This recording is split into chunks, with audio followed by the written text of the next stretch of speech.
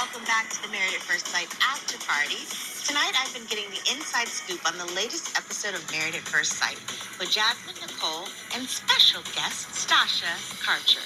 McKinley has been pretty clear about his living situation since day one, but that didn't make Dominique any more accepting of it. Take a look at this clip. This is my room.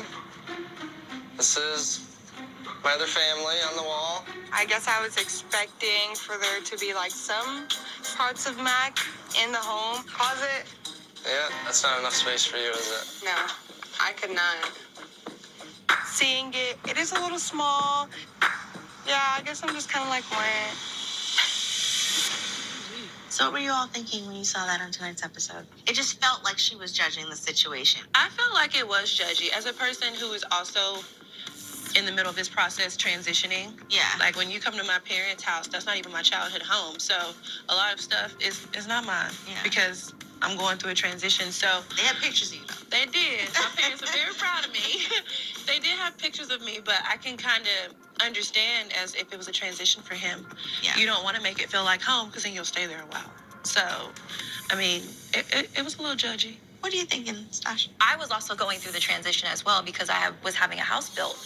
But for me, I would come in like, okay, so what have you done to try and transition out of this space? Are we looking for an apartment? Are we in the process of buying a home for you to leave? So that's where I was coming from. I mean, maybe it was leaving space for his new wife or whoever he was bringing in. I can understand where Dom is coming from. I mean, honestly, I think it's less about what she's seeing currently and more about the future. Okay, this is where you live now, but he's making no mention, even when he's saying, this closet isn't big enough for you, even if it's a joke or not. It was like, you gonna come here with Right. me. Really? I'm just saying, That's how him saying the closet isn't big enough is kind of like, you think I'm coming here? We're not gonna do our own thing? You know, I feel like Dom was just needing more words of affirmation from him. I think she needed to hear him say this is again, because it was just, I feel like a lot for her.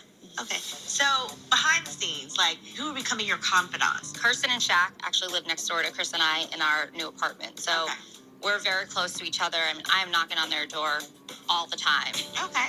How about you, Jasmine? I feel that me and Eris's apartment is in no man's land, and all the other couples are close to each other.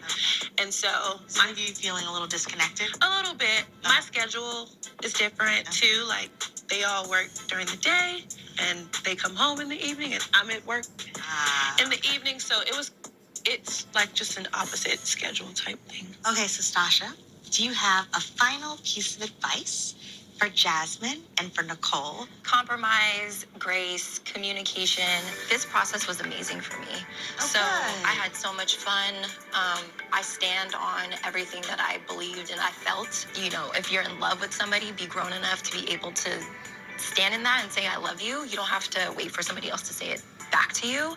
So everything that I felt, everything that I wanted to say, I just shared it because I really wanted to lean into the process. So. And you did. And you have to be able to be vulnerable.